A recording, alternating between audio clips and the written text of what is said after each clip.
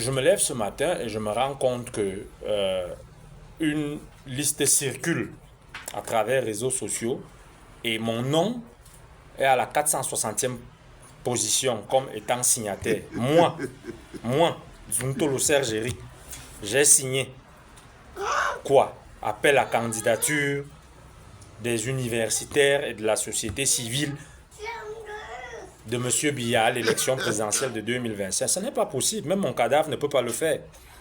En fait, et c'est ce que je dis ce matin dans le démenti que j'apporte, je veux me faire entendre, je veux me faire comprendre.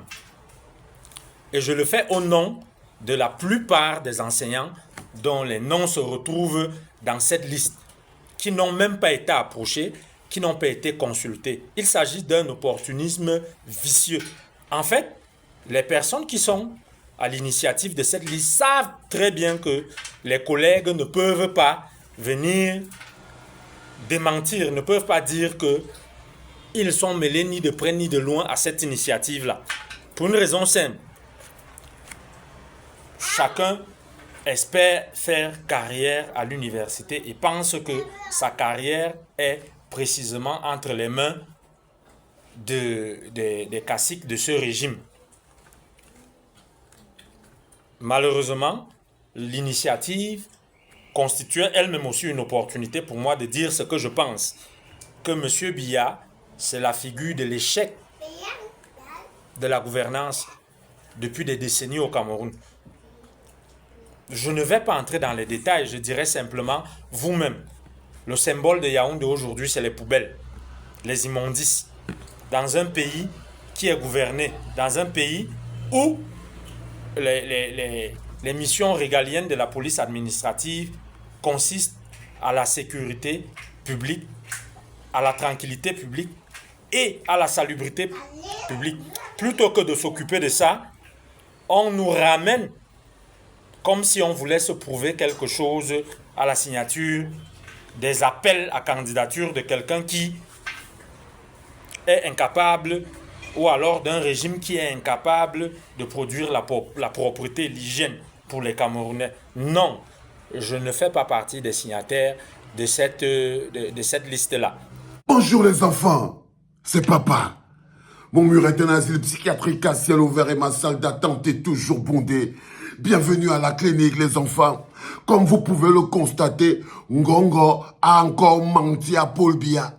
Eh oui, Ngongo a encore menti à Paul Biya. C'est-à-dire que les enfants, dans le cadre de la campagne de tromperie, dans le cadre de la campagne qui leur permet de légitimer la forfaiture. Parce que la campagne d'appel à candidature, c'est une campagne qu'on fait en prélude à la forfaiture qui s'organise. N'oubliez pas, c'est lié. C'est-à-dire que toutes les campagnes que vous voyez, c'est les appels à candidature, c'est une campagne précise, mais qui a un rôle. Légitimer le vol, légitimer le bourrage des urnes, légitimer le sale qu'ils veulent faire pendant l'élection en 2025. Je vous dis bien que le principal adversaire du président, le Maurice Kamto, à l'élection présidentielle, ce n'est pas Paul Biya, c'est la fraude électorale.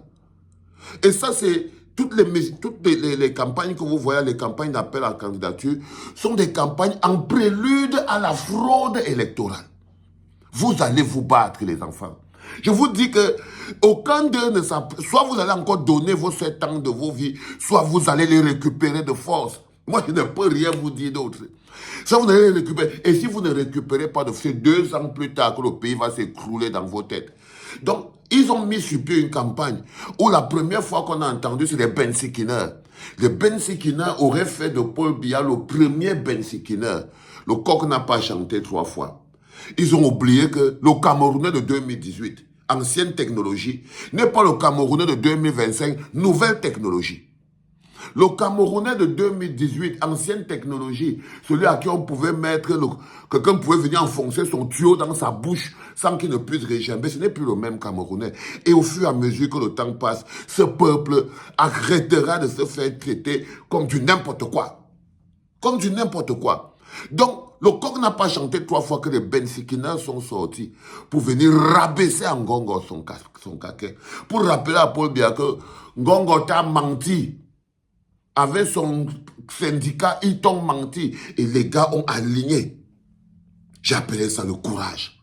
J'ai appelé ça la force. Une jeunesse qui ne peut pas, qui n'est pas engagée en politique est un danger pour l'Afrique. Une jeunesse qui n'a pas une culture politique est un danger pour l'Afrique. La survie de l'Afrique, la survie du Cameroun réside dans l'implication en majorité de la jeunesse en politique.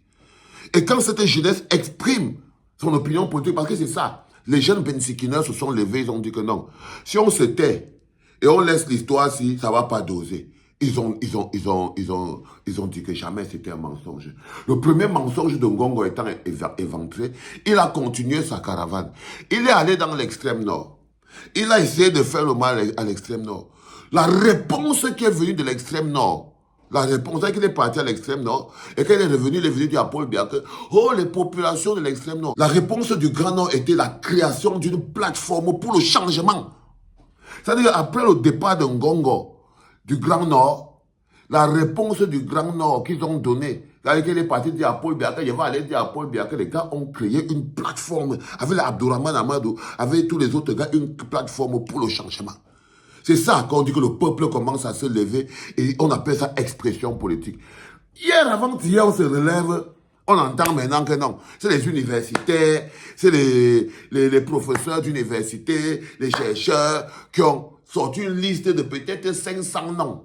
En disant que les 500 noms-là sont les échantillons qui ont signé l'appel à candidature de Paul Biya. Mensonge encore, le coq n'a pas chanté 2 fois. Voici le bonhomme qui vient parler. Alain Djou. Il part trouver son nom sur la liste. Le gars est couché chez lui. Il est en train de voir comment c'est qu'il va mobiliser tout le quartier pour aller voter contre Pomba. Il sort, il trouve qu'on a mis son nom dans le papier, dans la liste pour dire que non, comme vous voyez là, les universitaires demandent l'appel à candidature de Pomba. Encore un autre mensonge.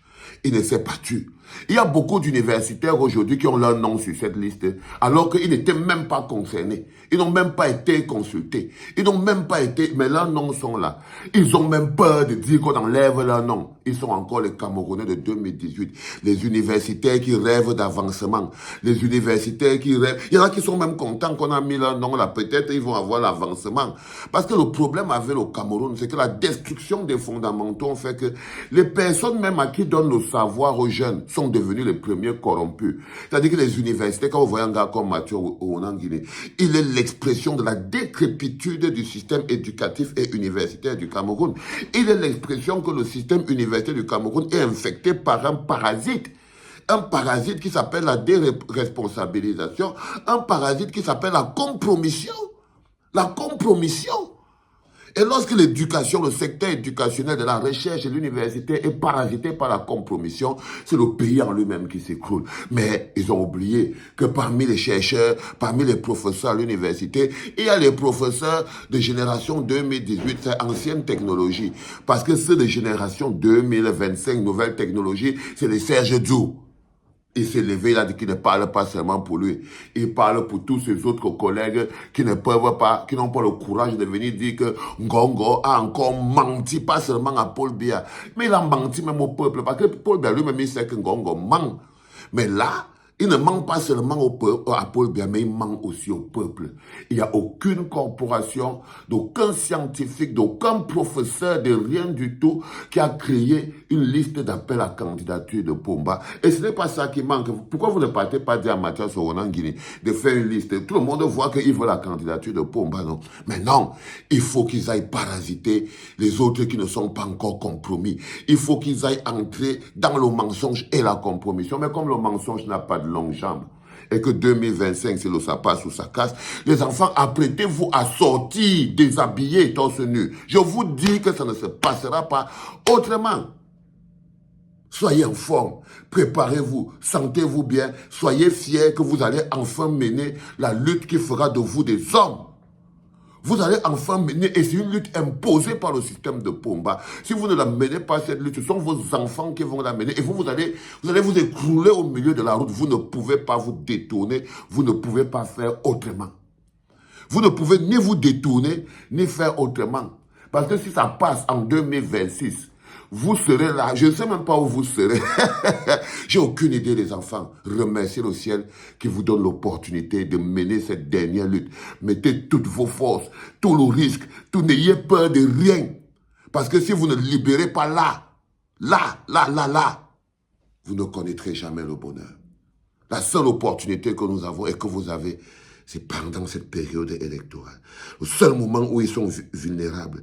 Le seul moment où le système est vulnérable. Le seul moment où le pouvoir est au peuple. Le seul moment où le pouvoir est au peuple, c'est pendant la période électorale. C'est pendant l'élection. Et c'est le seul moment où la dictature est vulnérable. Et c'est là le rare moment où le peuple est capable de reprendre son pays et sa liberté. Dès que vous ratez ce coche, ils partent se coucher et ils vous font vivre le sale pendant 7 ans. C'était papa, les enfants.